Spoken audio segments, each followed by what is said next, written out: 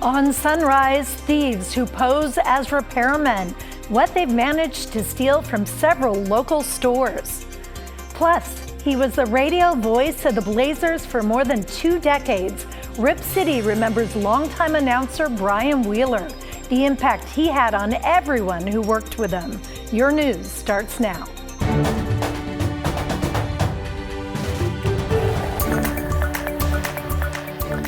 Good morning, and thanks for getting up with us on this Saturday morning. I'm Libby Dowsett. Lots to get to this morning, so let's begin with Daisy Caballero with our first look at your forecast. Hi, Daisy. Hey, good morning. It is going to be a very big weather week for everyone in terms of precipitation because it's starting as early as this afternoon in some locations, really intensifies this evening, and really just takes off for the rest of this weekend and much of this coming up work week as well. We'll talk about this all in detail in just a few minutes in my full forecast. But for the time being, we're seeing some cloudy conditions and some spotty showers off of the Oregon coast right now. It is currently 48 degrees right now. Jumping a little bit to our daytime high today with it, which is 58 degrees. Looking at low visibility issues as we're looking down south of the Willamette Valley, more so down in Aurora, a little bit over in McMinnville, down in Salem, and actually improving as we're headed down to the Eugene area. Quick look at your current temperatures right now. 41 degrees for Beaverton, 42 for Hillsborough. Good morning. 39 though in King City, a little bit cooler, and 32 degrees for Hood River. Here's a look at your daytime highs. 58 degrees for Portland, a degree cooler in Vancouver, and another degree cooler as we're looking at Longview. That 7-day forecast though coming up. Okay. Thank you, Daisy. New this morning, Portland homicide detectives are working on a fatal shooting in the Hazelwood neighborhood. Just after 2 o'clock this morning, officers responded to a shooting inside an apartment along Northeast 146th Avenue. Inside, they found a woman dead and a man injured. Doctors say the man will survive his injuries. Detectives say they are not searching for any suspects, but have not elaborated any further. We'll keep you updated as we get more information. Portland's been quiet in the days following the presidential election with no large-scale violent demonstrations, but some people did show up to peacefully protest at City Hall last night. Alma McCarty talked to some of those who turned out for the demonstration. Outside City Hall and 3 days post-election, what do we do?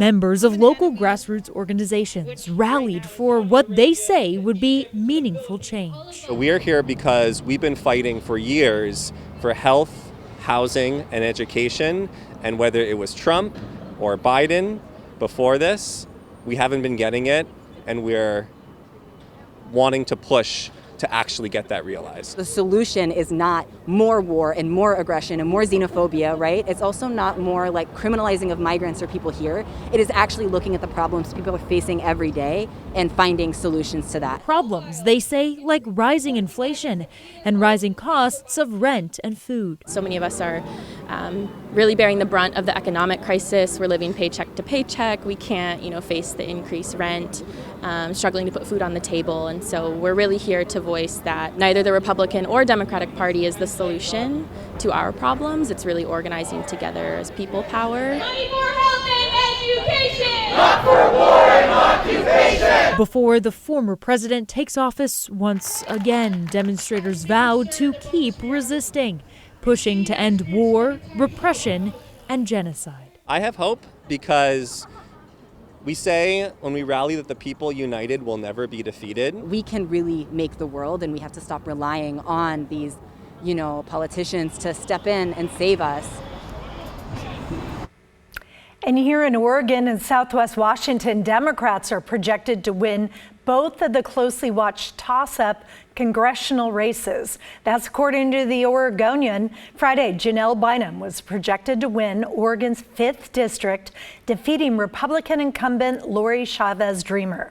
Bynum is set to become the first Black member of the state's congressional delegation and is pledging to represent all constituents, no matter their party affiliation.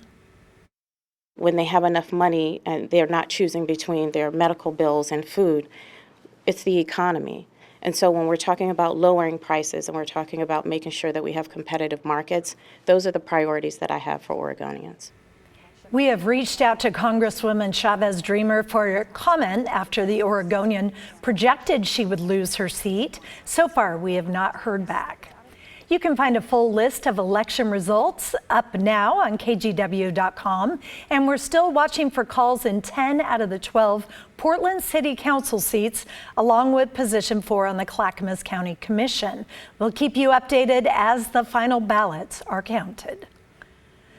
Up in Seattle, police have a suspect in custody who could be connected to as many as 10 stabbings over the last few days. A warning, the video you're about to see may be tough to watch. The latest attack was Friday in Chinatown International's district, injuring 5 people. You can see what appears to be the suspect walk up to a group, swing their arm back, then one person collapses. 4 of the people stabbed were hospitalized in critical condition. The 5th was treated at the scene. He was going to town on everybody, just like randomly. It's the first, any person he's seen, he just randomly just starts sticking them. Police are still investigating and say the suspect may be the same person wanted in 5 other stabbings that happened Thursday. Portland police detectives are investigating an unusual string of thefts involving what appears to be a pair of criminals disguised as a repair crew. Their target, Bitcoin machines. Catherine Cook shows us how authorities say they've managed to steal at least 3 machines. Wednesday afternoon at the St. John's Deli and Grocery. It was pretty slammed. We had like 5 people, in line. Ashwin Chaitri was working the registers when he noticed this work crew tending to a Bitcoin machine. I thought it was unusual, but I was just like, maybe, it's been like acting up.